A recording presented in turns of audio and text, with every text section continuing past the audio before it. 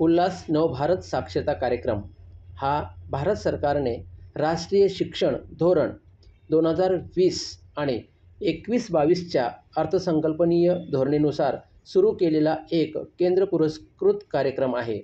या कार्यक्रमाचा मुख्य उद्देश 15 वर्षे किंवा त्याहून अधिक वयाच्या त्या सर्व प्रौढांना साक्षर करणे आहे जे औपचारिक शिक्षणापासून वंचित राहिलेले आहेत.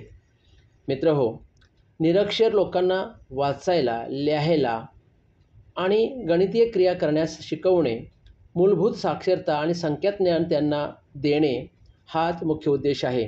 कारण आर्थिक साक्षरता, डिजिटल साक्षरता, आरोग्य आणि पर्यावरण जागरूकता कार्यक्रम, कायदेशीर साक्षरता आणि आपत्कालीन व्यवस्थापनासारख्या कौशल्यांचा समावेश आहे. मूलभूत शिक्षण, प्राथमिक, माध्यमिक आणि उच्च माध्यमिक स्तरावरील शिक्षण देण्याची संधी उपलब्ध करून देणे हाच शासनाचा मुख्य उद्देश आहे. त्यामुळे कला, विज्ञान, तंत्रज्ञान, संस्कृती, खेळ आणि मनोरंजनासारख्या विषयांद्वारे सतत शिक्षणाला प्रोत्साहन देणे हाच त्याच्या पाठीमागचा मुख्य उद्देश आहे. आणि याच हेतूने 1 सप्टेंबर ते 8 सप्टेंबर या कालावधीमध्ये साक्षरता सप्ताह कार्यक्रम आयोजित करण्यात आलेला आहे. या कार्यक्रमामध्ये आपण प्रभात फेरी, घोषणापत्र, भित्तीपत्र, पथनाट्य या विविध उपक्रमांद्वारे साक्षरता जागृत करणार आहोत.